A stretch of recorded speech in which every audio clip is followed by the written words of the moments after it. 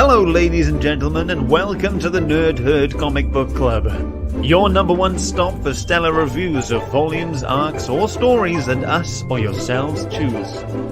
You can find us live every Wednesday on YouTube, Facebook, and Twitch, and the replay on all podcast networks.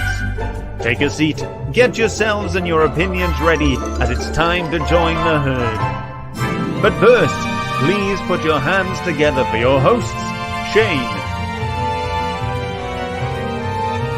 Phil, and Scott, as they kick off this week's discussion. Hello, welcome to what is sure to be another fun-packed episode of the Nerd Herd. I'm speaking first, which is a good thing, because you're guaranteed a spectacular book. But the funny thing is, you know, as much stick I got from what was that book, Shane? What was that book that Alex Ross done back in the day for DC? Kingdom Come. All the stick I got for Kingdom Come. I've picked 2 Alex Ross books in a row. So here we are. This week we have read and we will be discussing Marvels from Marvel, 1994. It was written by Kurt Busiek and art by Alex Ross and letters by Richard Starkings. Yeah, so that's what I've picked for this week. I am, of course, joined, as per usual, Shane. Oh, hoi hoi. And as well as be per usual, I am joined by Martin this week. How you know? I was, Shane, as you know, is our stat guy. He likes some stats. And he informed me just before you came onto the backstage that this is your 8th episode you've joined us on the Nerd Herd. Yeah. So happy 8th anniversary or whatever. Let's keep them going. So, we have a few folks in the chat, and we'll get to them quickly before we dive into the book. Triple D Comics said, now then, he was a big fan of Kingdom Come, and I think he's a big fan of this. And he said he didn't realize 1994, didn't realize it was that old. How old were you then, Pete, in your 20s? I shouldn't offend our chat. We love you, Pete. Please stay with us. And then we have Kevin saying, hey, everybody. Hey, Kev. And that's that so far. Right. This book, it's from the perspective of like the people on the ground, and it follows a journalist, a photographer turned writer turned almost investigative journalist, and he is obviously enamored by the Marvels, as he calls them, fascinated by them, kind of dominates his life, and he's looking at it from the point where the people on the ground who are impacted by not just the kind of ground level heroes and villains, but the kind of otherworldly beings that come to try and destroy the world, and looking at it from a way where people are obviously led with fear and obviously trust and belief in the heroes to save them. And it's all about him and how he, over the years, I doesn't say what it is, it spans a few years because he starts off quite young and then obviously ends up a little older with children and so forth. So for 30 years, maybe, I'm not sure, of him following the heroes and documenting everything, and basically to show us, the reader, what it's like for the humans on the ground who don't know the ins and outs of what's actually going on. They just happen to be there in New York, buildings falling down, cities being destroyed, and how the humans deal with that and how they cope with it. And yeah, that's pretty much that. And it's drawn by Alex Ross, wonderfully drawn by Alex Ross. And I'm sure we will gush over the art, no doubt. So, where did we start? I mean, but for anyone not watching, listening to the podcast, Marta's called himself Marvelous, and Shane has called himself Marvelous. So I don't know if that's an indicator of how much he did not like the book. So we'll get the negative out of the way, shall we? We'll start with Shane. Shane, do you want to? Yeah, the name's not Marvel less because I think less of the book. It's because it was about the people that weren't Marvels. They were less Marvel. So it's a little play on words there. I really, really enjoyed this. I enjoyed the take from the perspective of people having no idea what's going on. You know, as a comic reader, we always follow the hero. So we know why Galactus shows up, why the Fantastic Four are fighting him, how they defeat him, so on. But the people have no idea. You know, this guy appears, the Fantastic Four fight him, they seem to lose, then they win, and then they hand off something to him and he leaves. And the people on the ground have no idea what's gone on. We do, because we read the comic, so we know exactly what happened. But to see it from that perspective is just so different and so human that I didn't know I wanted that in a book. But I actually did. I thought this was fantastic. A great take on what you would do in a world if people showed up with godlike powers. You have no say in what they do. You can't stop them. You've got no prisons that can hold them. You have no say over what they do with those powers. And when they get into a battle, you run and hide. There's nothing you can do about it. And it just shows that so well through the perspective of one man, you know, from his early 20s all the way up to his, I want to say, early 70s. I think it's off in 39, and it must end in the 80s at some point. I think when he retires. But I thought it was done so well. It just really kept me the entire way through.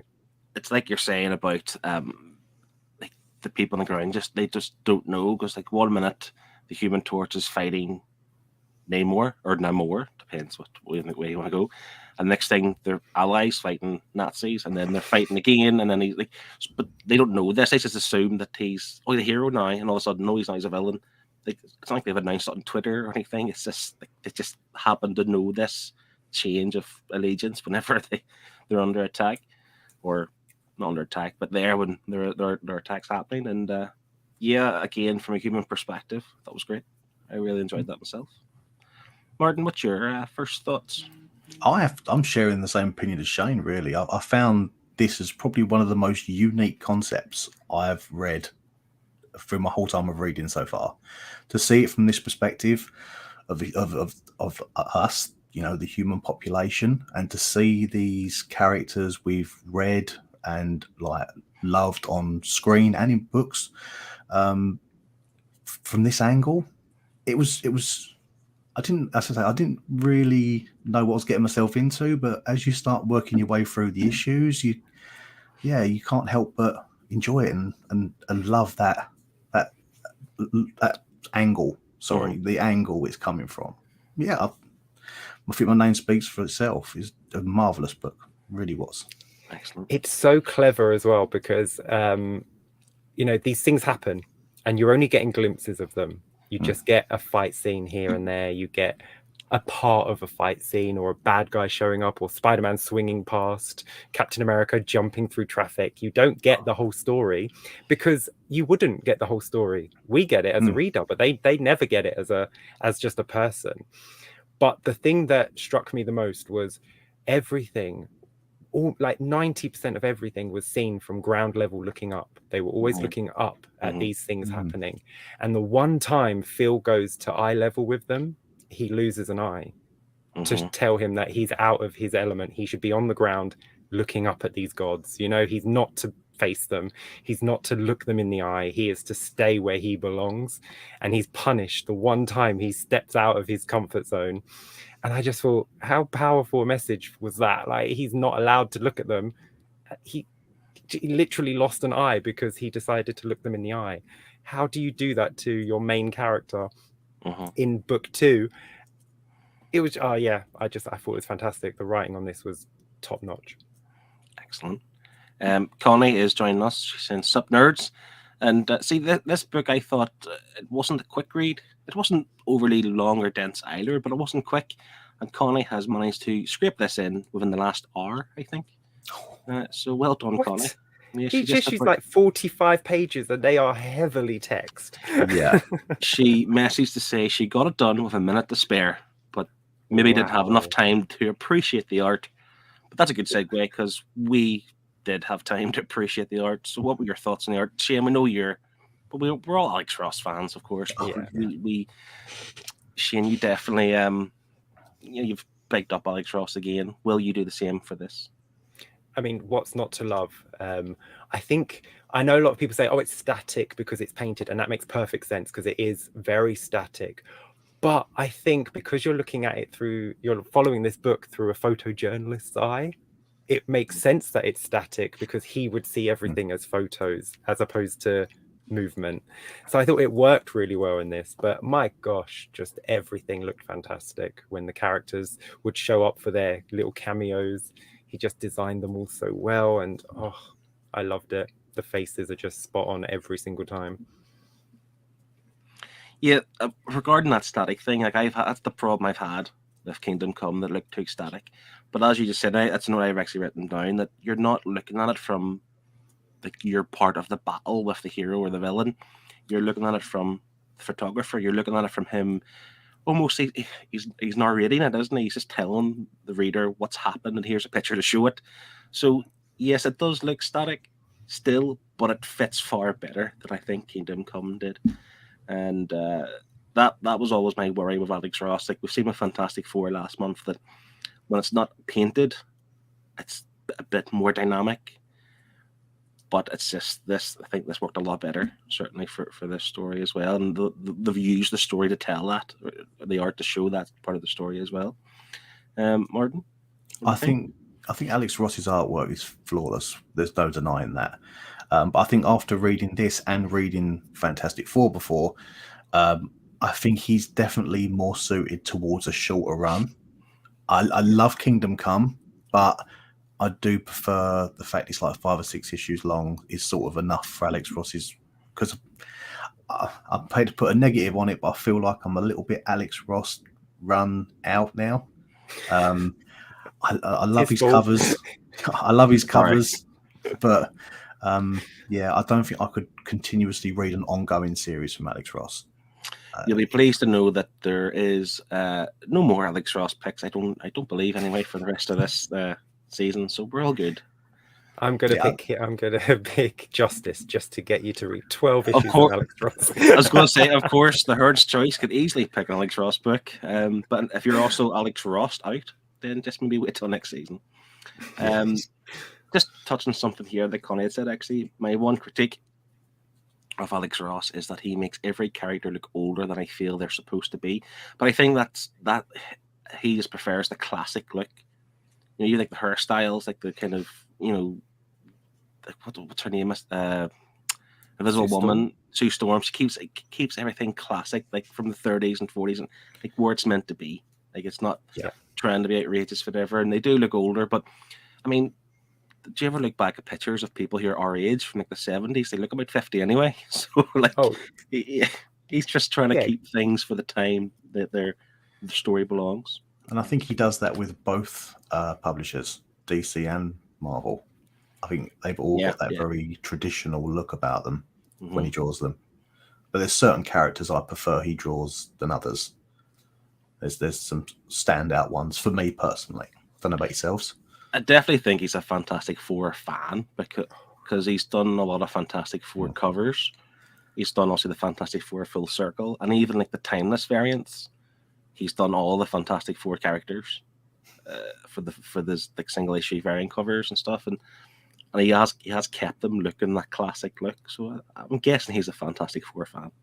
Because for some reason, like, I think you can identify Alex Ross's art no problem with any character, but I definitely think for his Fantastic Four characters a lot more.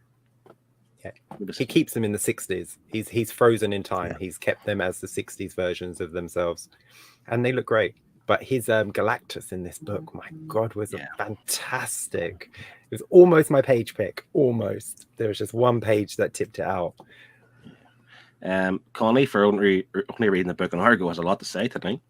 Sorry, that was the negative. We appreciate you. I like the Marvel Universe from an outsider perspective. I think Alex Ross is great at doing the in-between stories. Like Full Circle was like Fantastic Four on a Tuesday. This is humans living with heroes. 100%. And she said the character she noticed the most, or noticed it with the most, was Wanda. She looked like much like a middle-aged woman from the 50s. There's nothing wrong with middle-aged women from the 50s, but she'd had the big hair, didn't she? She did have that kind of hairstyle. But this is, excuse me, sorry, this is following from like the 30s, 40s, 50s, 60s. So it shows their first appearance designs, and he kept all that going along. Like I think that's what he does. You know, he's a classic artist, isn't he? Mm-hmm. And he sticks to that. So it's not like he's doing it out of just trying to get people to enjoy his art, like to pick his artwork. He goes with a style that suits him, and you appreciate what he delivers. You can Yeah, always, throughout always this book- pinpoint it. But throughout this book, you can tell what era they're in. Like, not only from the colors, as the colors get brighter as it leaves the 30s and becomes the 50s and the 60s, but the designs of the clothes, the characters, the faces, the hairstyles, everything changes. So you can pick a page and you know exactly what era, what decade you're in. So he is capable of doing other things, but he chooses to keep them in their classic designs. I noticed that a lot with Doris, his wife, because she changed. Obviously, all the characters got older, of course, but she changed. Her look changed a lot, but still somehow stayed the same. Like, you knew it was Doris, if you know what I'm trying to say. Like, it still stuck to that kind of classic look, but she obviously got older and slightly different hairstyle, but still classic looking at the same time. And yeah, like, I agree. As the years got on, it did get brighter and more vibrant, and even the hero slightly changed. But yeah, like, I can't fault the art. I think my only critique from Kingdom Come was the static nature of it, where I think this is drastically improved my opinion on it, because controversially, I'm still thinking you can love the Alex Ross art in a sequential story. However, I still think, like, it doesn't belong there or something. You know what I mean? Like, it's not your typical art for a comic book. It's like too good to be sequential storytelling. Yeah. And that shouldn't be a negative. It does. Yeah. Well, should stick to whoever pays the most money. So that's probably the book. But yes, I don't know. I just find I'm a fan, but for sequential storytelling, I'm not too sure if it works entirely. But I love his art. Like, that's not unquestionable. I'm exactly the same way. I feel that way when I said I couldn't read an ongoing series from him. That's pretty much nailed the reason why. This size of his artwork is perfect for me. Yeah. See, now for me, you could melt it on a spoon, put it in a syringe, and inject it straight into my eyes every week, and I would read a book by Alex Ross. I'm not gonna lie, I love looking at his artwork. It makes me linger on a page longer than I do on any other artist, because you just want to see all the detail, because it's worth looking at everything, even the reflections of things. Like, there's a reflection on a car windscreen as Cap's jumping over the car, and it's just perfectly done. It's perfect in proportion. It's reflecting the exact part of Cap that it should be reflecting. Like, the detail he puts in is fantastic. And there's another part where the Fantastic Four and Silver Surfer are fighting Galactus, and the Fantastic Four are reflected in Silver Surfer's board. And again, they're just reflected perfectly. It's like he thinks about everything. He's a true artist. Even when it comes not even just reflections, but there was a page stood for me as well where Silver Surfer was fighting Galactus himself, and he still had the glow from the fires and the flames and stuff. Like, even though it's just like the lights changing, reflecting off him, you don't have to do that. A lot of artists wouldn't think to do that, but he does, and he does think outside the box almost. But I can only imagine the reason why he doesn't get that much work in terms of a comic book series, because he's probably really expensive per page. Yes, I was going to say the same thing. They can't afford him. They cannot afford him at all. He's so much better than most other comic book artists that I just don't think they could afford him, either DC or Marvel. So whenever they get him on board, it's you know, like the Fantastic Four full circle. That was his baby type of thing, and that was maybe him just trying to get his art out there, as opposed to, here's a lump of money, do us a book, please. Yeah. There was a point that Kevin made somewhere about his art, which I've kind of lost. Sorry, Kev. We'll find it again, I'm sure. Oh, sorry, it wasn't Kevin. It was Triple D. Sorry. He says he was also the go-to guy for redesigns at one point. He redid Captain Marvel, Genesis, and also Bucky's Cap costume. Yeah. Bucky's Cap costume needed redone, because he's talking about the original one he changed, because that was horrendous. So that needed done. But yeah, I think, just like, you know, his art. So even like the Bucky costume, he made a cameo appearance in this, didn't he? Bucky was in this, wasn't he? Yeah. I don't like that costume, that old school Bucky one from like the 30s and 40s, whatever. It looks horrible, but it still look good in this. It was Alex Ross. Yeah. But we've talked about the art. We're 20 minutes in. Let's get to the pages then, shall we? And we haven't been sent that many. That is because 16 of you guys have sent us the same page. So we'll get into this. No way. Yeah, true. And that page is actually the one Shane picked, I believe. Let's just see. Great minds. Go ahead, Shane. Do you want to get us started there, and I will find some more people's reasons. All right, well, first off, I mean, black and red are my favorite. It's my favorite color scheme. So this page popped instantly, and the X-Men showing up was just, obviously I knew it was coming. It wasn't a surprise, but I just thought it was fantastic. They show up, they're instantly attacked and bombarded by the people on the ground who love the Marvels for some reason, but the X-Men, oh no, we can't praise the X-Men because they're going to replace us. They're dirty muties and, you know, down with mutie kind and all that. And it was just like, it was just so, it's tragic because, you know the X-Men. But looking from this side where you're following Phil, where he doesn't know anything, he doesn't know who they are. He is just going with the crowd. He is literally in mob mentality mode. That's it. And he picks a brick up and he throws it and he hits Iceman. And he doesn't know why he did it. He regrets doing it, but he did it because the crowd riled him up. And I thought, this is what people are like when something different shows up. And it's true. And it's just the X-Men are just as relevant today as they were back then. Yeah. So you weren't the only one. So Pete sent this in. Connie sent this as well. As did Kev. But Kev's only going to give us reasons. He said, I thought framing the X-Men as monsters in this page really worked well. And the red palette really helps us buy into the crowd's fear. Which is true. Definitely. And add that fear too. This is the time where obviously mutants were like they cast, like they were fearful of these people. But this is like during the time of the Cold War and just after World War II. And like the general population, they were quite afraid of things like this. So yeah, but this is a really cool page. And again, the red, is the red only coming from Cyclops? Or is that, yeah, it's really cool. Love this page. And I didn't pick it. Not, there were so many to pick from. I didn't pick this because there were so many of you guys that picked this. Who do I go with next? I'll go with mine because mine's quite simple. The reason I picked this, they're all really good pages, but I just think this is really classic and also really funny. Like the fact that it's the Sue Storm, Mr. Fantastic wedding, and you have the heroes showing up in their costumes. Like, I get obviously because at this point I don't think they know Iron Man's Tony Stark. They can't just show up in the tux, being Iron Man and so forth. So they obviously had secret identities, and the press is all over it. I just find it really strange that they're just sitting there. Captain America sitting there with his shield, might I add, as well.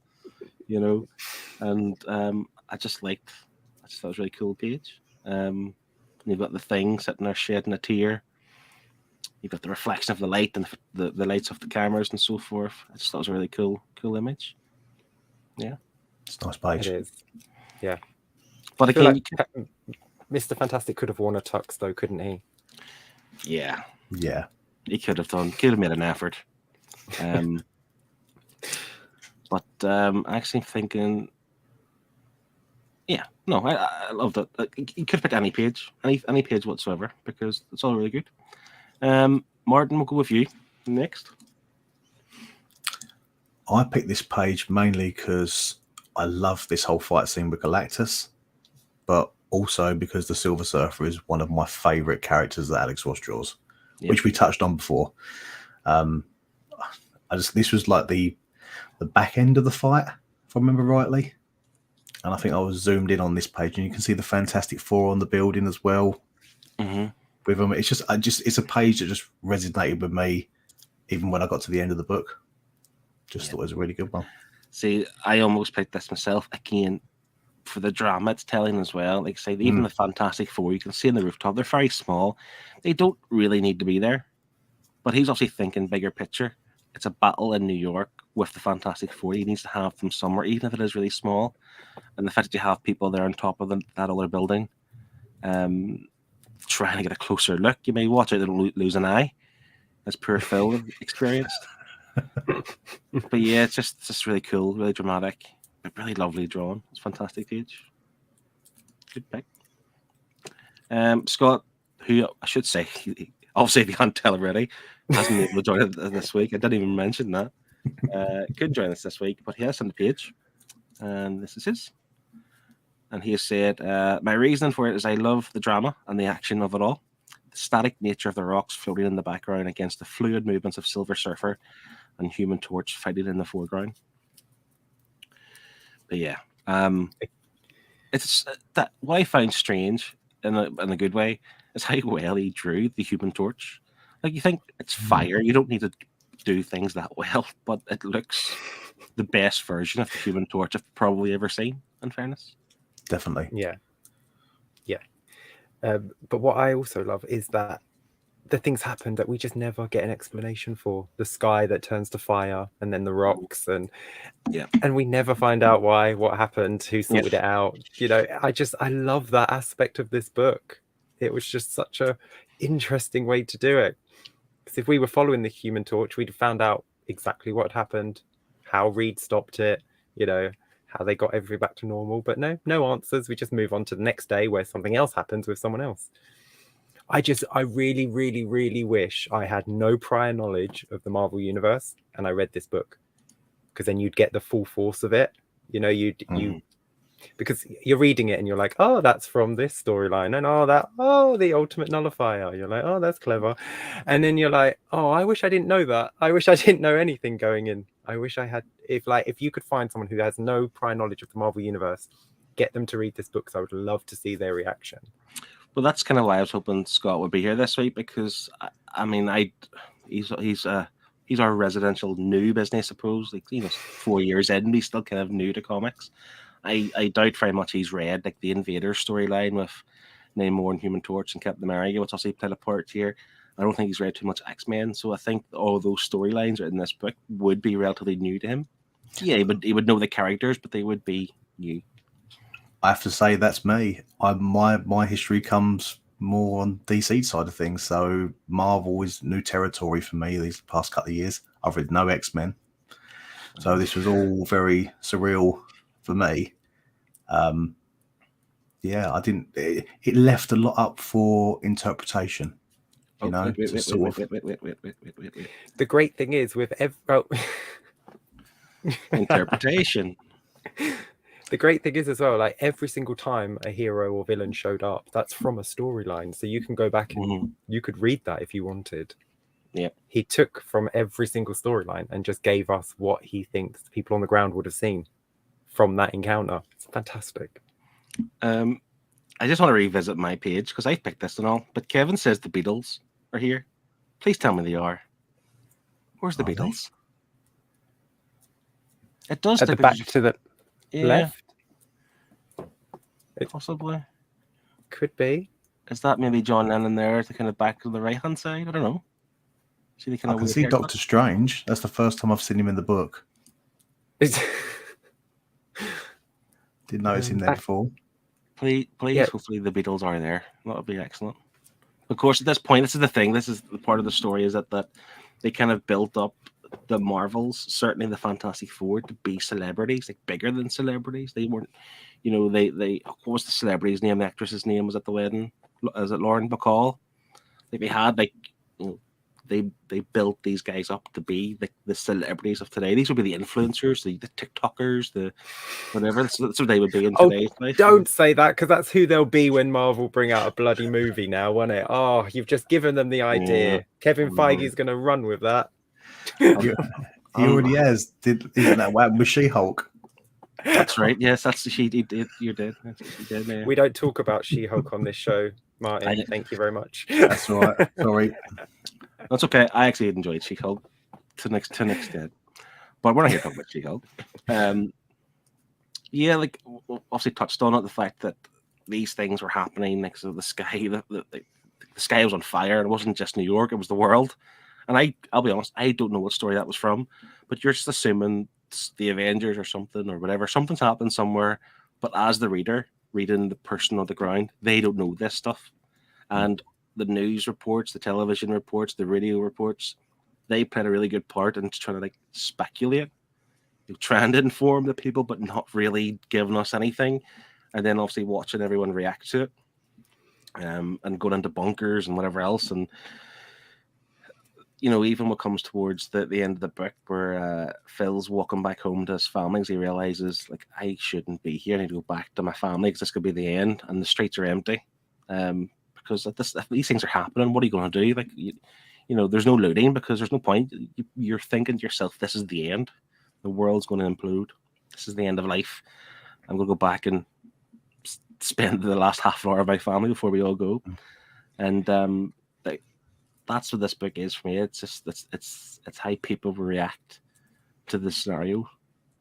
It's really cool. Yeah, and it starts with wonder and intrigue, because these things have appeared that have powers. What are they? Where did they come from? Then it turns into suspicion and mistrust, and then it comes full circle, and then they're amazing and we love them and they're fantastic and they can do no wrong, to, oh, they do make mistakes. They're not always going to save the day. I guess I just carry on with my life then. I guess I don't rely on them, and I guess I don't run from them.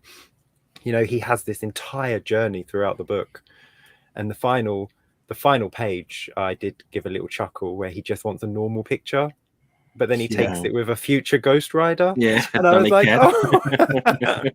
He just wants a nice normal picture, and he's like, come on, you look like a normal boy, come and take a picture with me.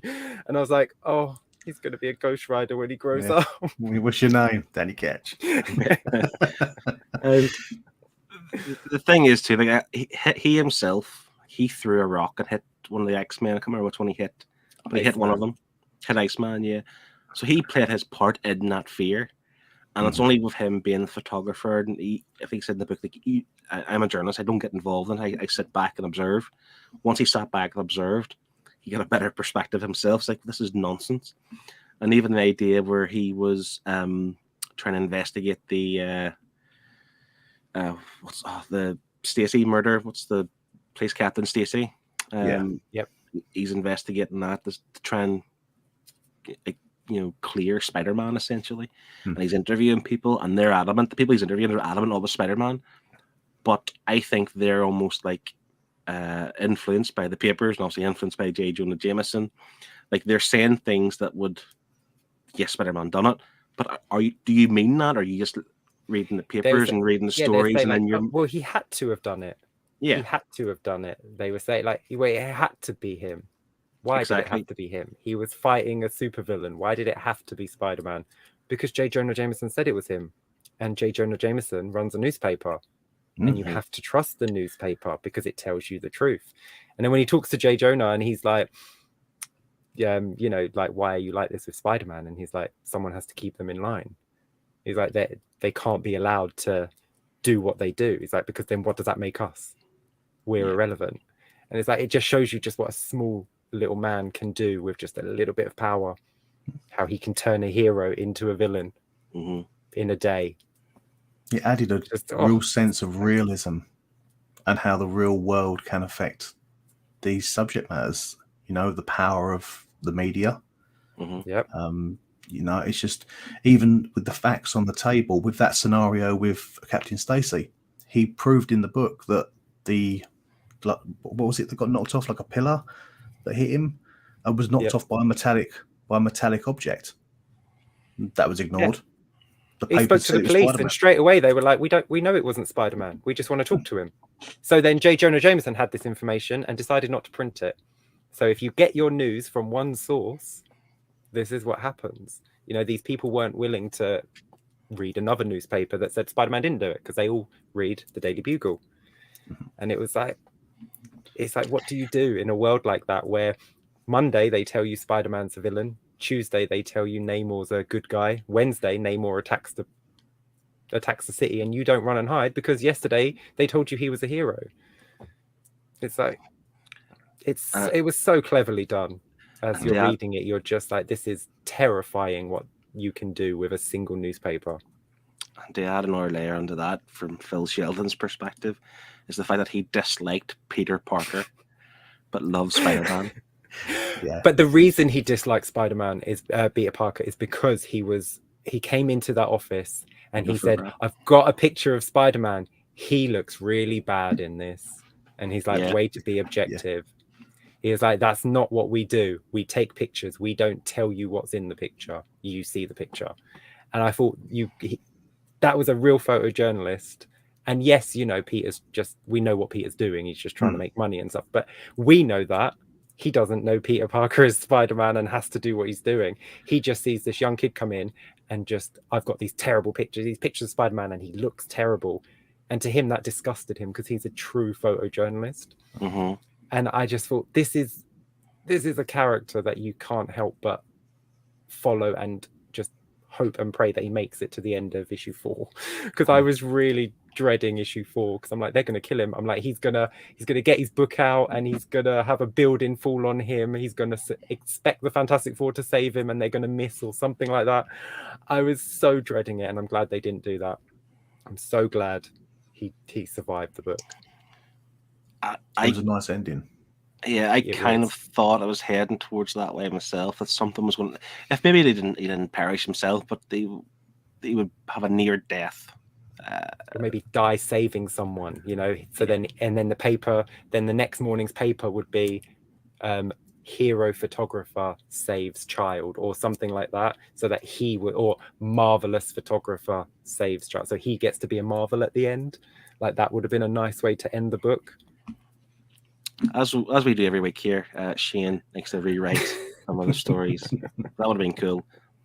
But I still like the idea that he just kind of decided himself that he's in it now. He can't observe things the way he did back when he was young, because he's now involved in it. He sees things in a different way, and he comes to that realization and obviously hands the camera to that girl's name. What's her name? Marcia? Marcy? Yeah. Whatever. And just as like, you're young, you're not as entwined as I am into this kind of world. You can see things differently. Go with it. And I quite like that as well. The way he's now out of it, and he'll just forever, rake his money in with his book Marvels. And we enjoyed that. I think the reason he steps back is Gwen Stacy's death. That hit too close to home for him. Mm-hmm. He always expected, like, by this point in his career, the Marvels to him were on another level. They always came and saved the day. You didn't have to rush to a bunker because they were going to sort it out. And if it wasn't something they could sort out, a bunker wasn't going to save you anyway. So, it was swings and roundabouts. And then when he discovers that they can't always save everyone, and especially someone he knew for nearly a week, he was talking to Gwen Stacy, wasn't he? Going around every day, talking to her, getting to know her, and they became friends. And he found this innocence and purity in her when Namor was attacking the city. And she wasn't afraid. She was in wonder, and she was amazed at the beauty that this Marvel was creating over the city, and he saw them through a new lens. And that's the moment that he decided that they could do no wrong. They were going to save the day, and they were always right, and everything was going to be fine. And then Spider-Man tries to save her and he fails, and then it just turns again, and he's just like, I'm done with this. I love that you brought this up, because before we went live, you brought up Spider-Man Blue, and the point where you were cheering on Green Goblin.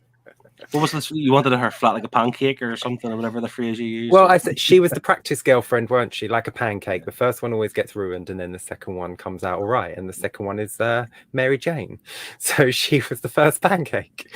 But yeah, I did say this did what Blue couldn't do. This made me care about Gwen Stacy. In Blue, I knew it was coming. I knew she was going to die. I didn't care. In this, I knew it was coming, and I didn't want to read it. I didn't want to see it, because I saw Gwen Stacy through the eyes of a normal person rather than a super person. And to be fair, it was quite quick. Like, she was only in for a few, like 5 pages or something, or whatever it was, before she actually died. And so to do that in quite a quick way, like as you said, what's coming. They're obviously touching on some of the more iconic storylines in Marvel. That was always going to play its part.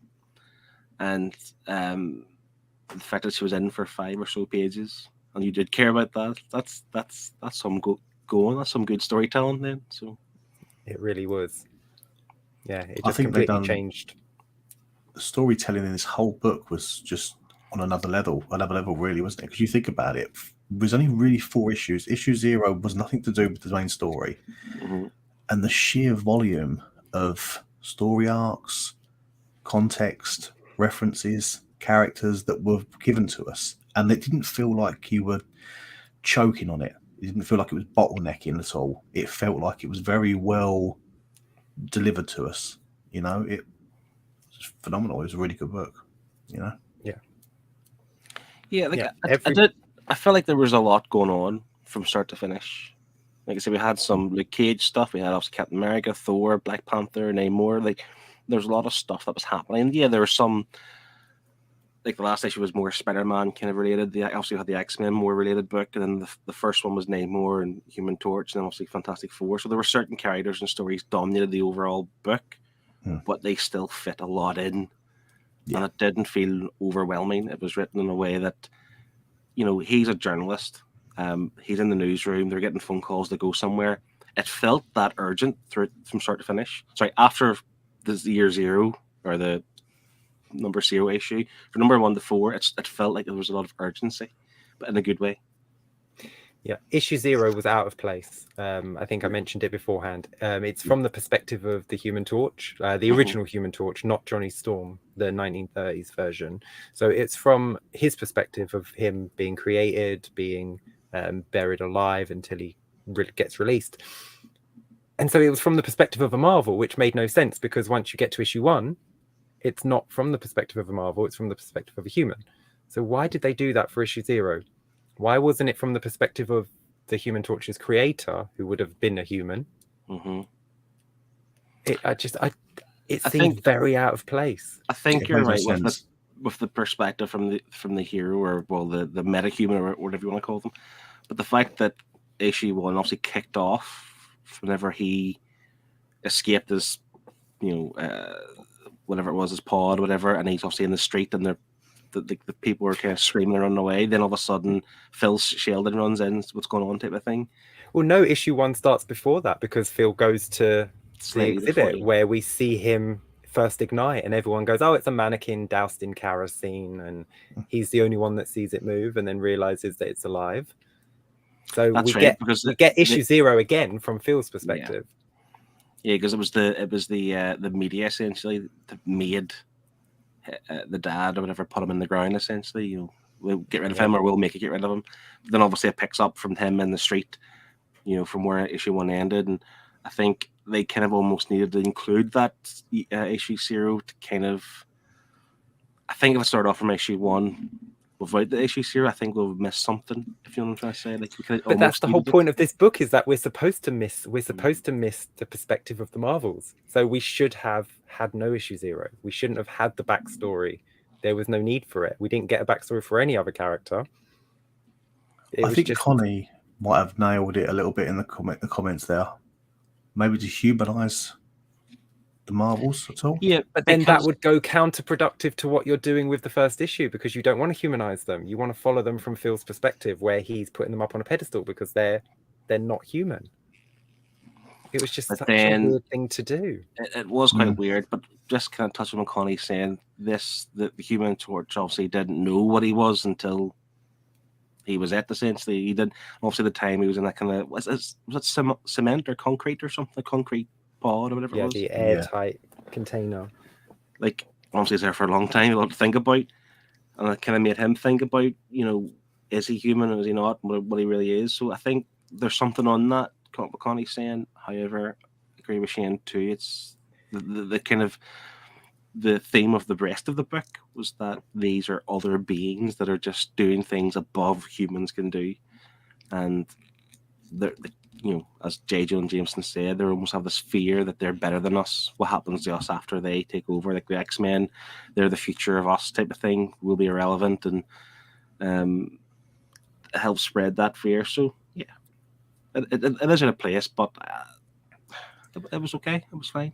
But there was no mention of what happened to him either. Like, there was no newspaper article saying, the Human Torch has gone missing. That's the Human thing, Torch that they missing for 20 years and then a new one shows up. You know, the Fantastic Four turn up and Johnny Storm takes the name of the Human Torch. There should have been a newspaper spread, the new Human Torch. That's the thing. I don't think the people on the ground knew that. They probably just think the Human Torch is the same Human Torch from the original ones. Because again, Could be. there's no announcement on Twitter. No one's, like, it's not that they're not getting their information as quickly as we would today. So I don't think that people thought that it's a new Human Torch. It's just the same one from before who's joined the Fantastic Four. But I'm not a big Fantastic Four fan. I don't know. Do they know, like, Johnny Storm? Do they know who it is and so forth? I don't know. Don't know if he has an identity, a secret identity or not. So no, everyone knows who the Fantastic Four are. They're America's #1 family, aren't they? What, publicised, aren't they? They're a publicised family. yeah, that's true. So they would have known that Johnny Storm is only like 18 years old, so he couldn't possibly have been the Human Torch in 1939. Yeah. And the thing is, even though that issue felt very disjointed, I really enjoyed it. It was written from the perspective of like Frankenstein's monster. Yeah. That's what made me enjoy that issue 0. It did confuse me when we got to the end of it, but I enjoyed it for what it was. Yeah, you're right. It's well written and it's well done. There's no denying that. It's just as soon as you get to issue 1 and it does a complete 180, and it's like, well, we're not following the Marvels anymore. We're following humans now, so don't get used to that. So like, it was just like you just hit the brakes. You gave me what I should expect the rest of the story to be. Like you expect you're following the Human Torch for issue 1, then Namor for issue 2, then Silver Surfer for issue 3. But nope, we're following humans now. Kevin is dropping some knowledge bombs. He says he thinks the original Human Torch's body is used to become the Vision. I didn't know that. That's good. No. Okay. I thought the Vision's body was created from an Ultron body. You're just thinking of with Wonder Man's consciousness. It's very confusing. Connie's saying it felt like an odd choice to include it. Maybe it was to educate people that the Human Torch has actually been many different people. Do you mean like to educate the reader or the people in the story? Because he would have been the first one, I suppose, wouldn't he? The first, hero or villain or whatever that they encountered. Isn't that right? That could be it, actually. Yeah, it was 1939. Yeah. It could be just a brief introduction into their first experience of dealing with a Marvel. Mm-hmm. Their first way of interacting with it, how they treated it. Obviously, same with like Frankenstein's monster. It's something not normal. So what do? We try and destroy it, shut it away. It's maybe that's the introduction they wanted to go for. And as time progressed, as the book went on, they become more accepted, more liked, except for the mutants, obviously. But because that did grow through the book. But at the start, they didn't really like them, and then all of a sudden, we had this transition where they were cheering for him and they were happy for him, especially with Namor. Or Namor. They called them our boys, didn't they? Whenever they were going to like fight over in Germany and over in Europe, they called them our boys. That's it. And then next page, Namor isn't one of the boys; he's an enemy. Yeah, he flip-flopped a lot in this book, didn't he, Namor? Yeah, but I don't know much about Namor as a character, but I get the impression he does flip-flop a lot. Like even like the more recent Black Panther movie, he was a villain. But he's one of those ones that he's a villain to like the normal world, but to his people, he's obviously the hero, Yeah. Did anyone think when you first saw him and they said he's kidnapping a woman and in bandages, did anyone think that was Sue Storm and the bandages were because she was invisible? No, I didn't. No, because I thought, the Namor and the Fantastic Four, he's obsessed with Sue. He kidnaps Sue quite often. So I was like, it's got to be Sue. The Fantastic Four have got to be around. I thought, she's wearing bandages on her arms and legs because she's invisible. But no, it's just some random thing. Again, you don't get answers to anything in this book, which can be quite annoying. But I weirdly enjoyed it because I didn't care about any of that stuff. I cared about Phil. It's part of his charm, isn't it? I think that's just one of the things this book nails. As you say, you know more because you've read them. For someone like me, I read it and think, I'd like to know more about that. It's that little bit of charm the book's got that it touches upon it, but touches upon it enough that leaves you either knowing what happened or wanting to know more. Yeah, and you could always go back. Like I say, any one of those stories will be in a story arc somewhere, in a trade or... That's the thing. Like I'm assuming that girl in the bandages is very relevant to that story at that time.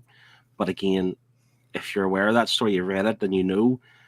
Where like if you're a noob and haven't read it, you don't really know, but you don't need to know because again, from the perspective of the people on the ground. So if you've read that Fantastic Four, or sorry, that Namor story, which I'm assuming it's a Fantastic Four related story or an Invaders story, let us know, is that girl in the bandages, is she relevant? Is she Sue Storm? But yeah. Is there anything other points kind of want to raise? I mean, we're at the 15-minute mark, so with our final points out before we go into scores and so forth. I have one. How heartbreaking was that little mutant girl? Oh, Maggie. Maggie was her name. Yeah. Oh. And again, it's heartbreaking because you don't know what happened. You have no idea. No. But it's when she says, I was hungry and Mum and Dad sent me away because I was like, stop reading, my heart hurts. And then when she wrote the note to him when she left because she didn't want the family to get hurt and there were spelling mistakes in it, and I was like, oh my god, she's so adorable. Okay, took some food. Yeah. Thank you for the clothes. Yeah. Oh my gosh. Again, that is one of the I suppose the frustrating things with this book is that you don't know. We don't know what happened with her, and you kind of want to know. Again, Kevin or Pete, like if you've read these kind of stories, is that something? Who is Maggie? Yeah. Like, if there's one thing I want to know in the book, and it's Maggie, it's what happened to Maggie. As long as it's something good. I mean, if anything bad happens to her, I don't want to know. Don't tell me. Just lie and say you've never read it. Yeah. I'm assuming it's obviously part of the X-Men, obviously, but I've never heard of this. I don't know who Maggie is, but you're Maybe right. she's now with the Molochs or something underground, like because she didn't look exactly human, did she? So she had big eyes, but she was adorable. But Connie is Googling. Shall we spoil it? She says, I Googled it. She's alive. That's good. She's also dropping some knowledge bombs herself. Did you all know that Namor's last name is apparently Mackenzie? Namor Mackenzie. Did you know that Namor's name backwards is Roman? If we're just spitting out facts.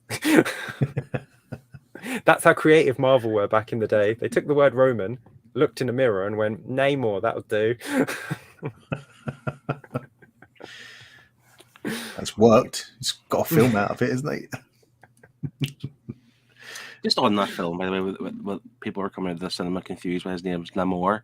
He calls himself Namor, but the other characters, not Black Panther, maybe call them Namor. Or not Namor. Namor. They call them what we would call him to.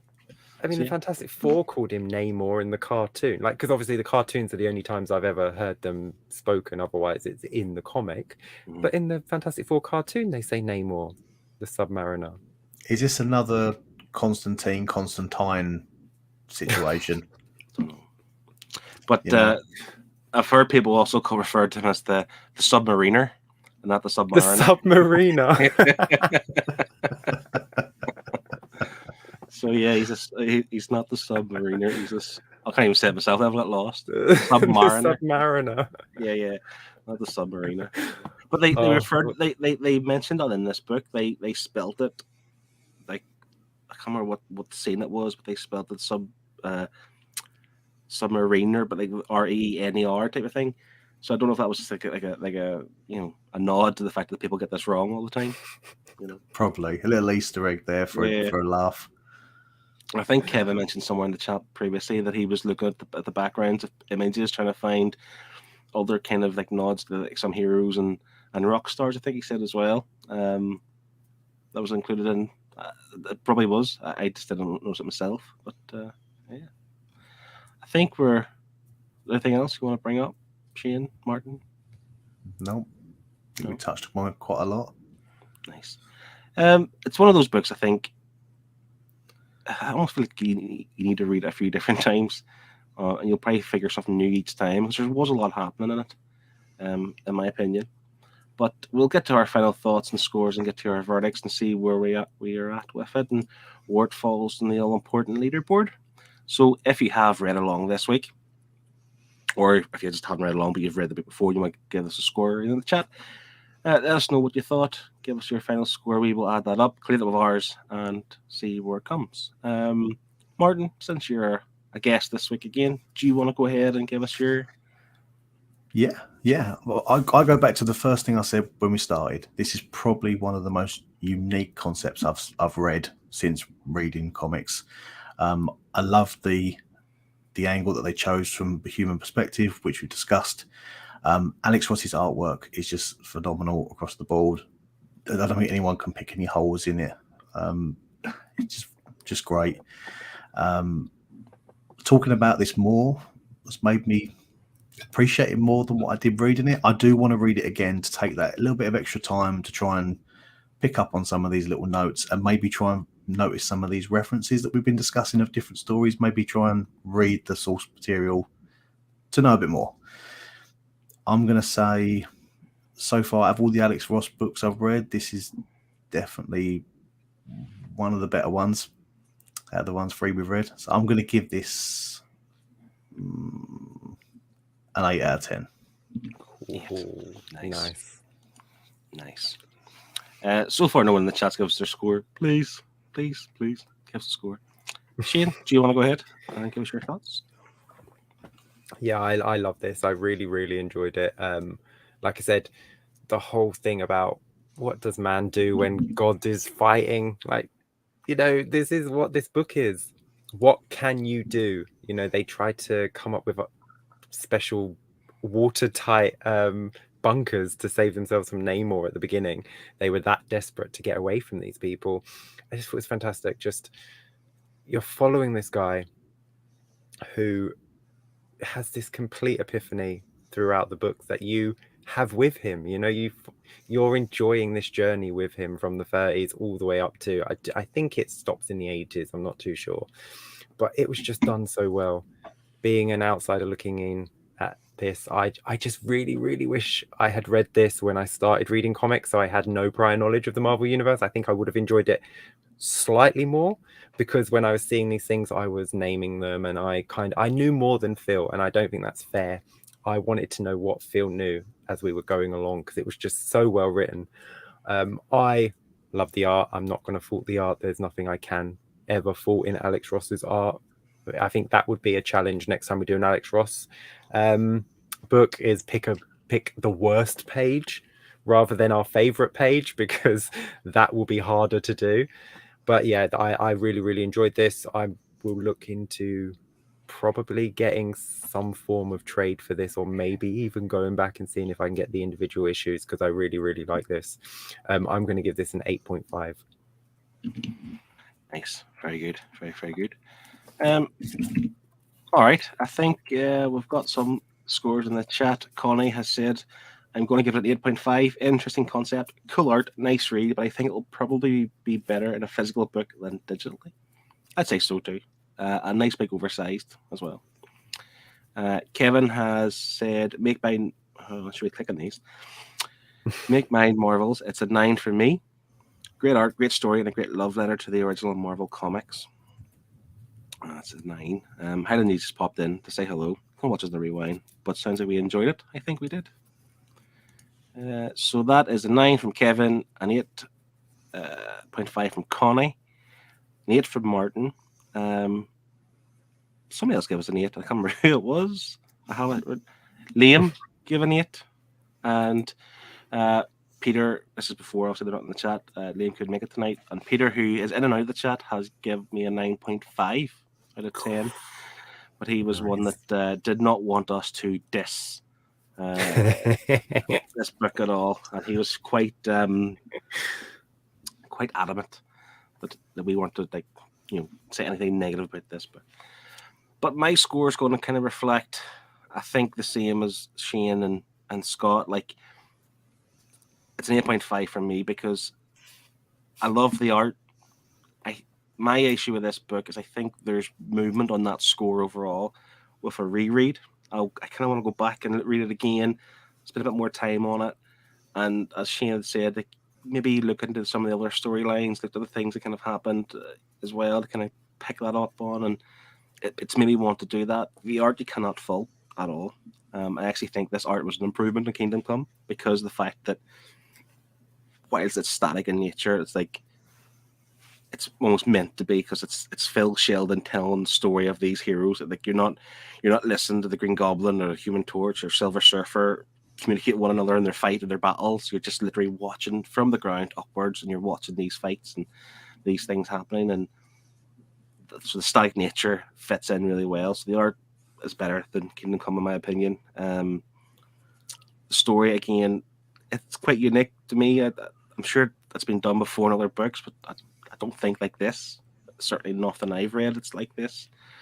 And I cared for Phil, I cared for Doris, I cared for their kids. It was just a really cool idea that made me like this book. But 8.5 for me is quite reserved, because I want to give this more, but I feel like I need to give a bit more time on it. So yeah, 8.5 for me.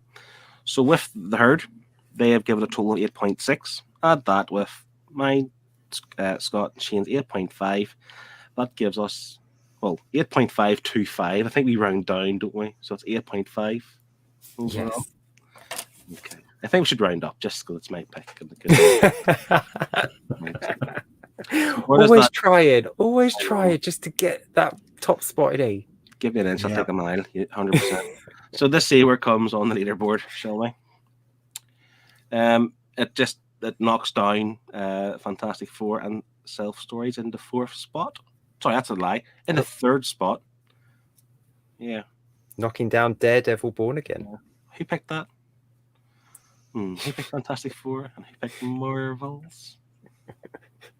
And just if you want to see the rest of the leaderboard, that's the drabs of what we've read this season. Yeah, so if you're not getting a 7, you're not getting in the top 10. Yeah, and Middle West is gone from the top 10. Oh, so now you need a 7.1 or higher to get into the top 10. Oh, yeah.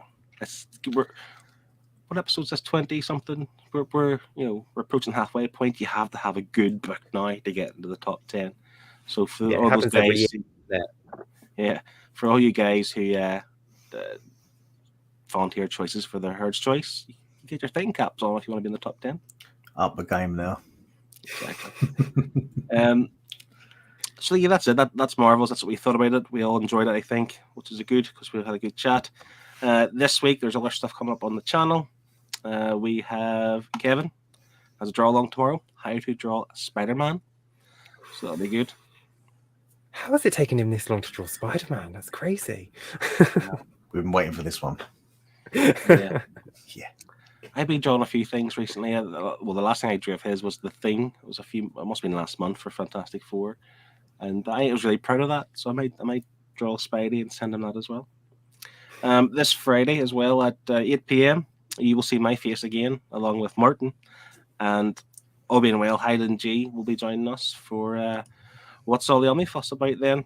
End of the month show where we talk about the books coming the month ahead, what we've picked up, what we've read, and just general banter about comics and just being excellent as we are. Yeah. Toot. You started the show off tooting your own horn, and you end it tooting your own horn. What a way to bookmark the show. I'm not going to disagree with him. I'm on it with him. So you go, Phil. So anyway, let's find out what we're reading next week then, shall we?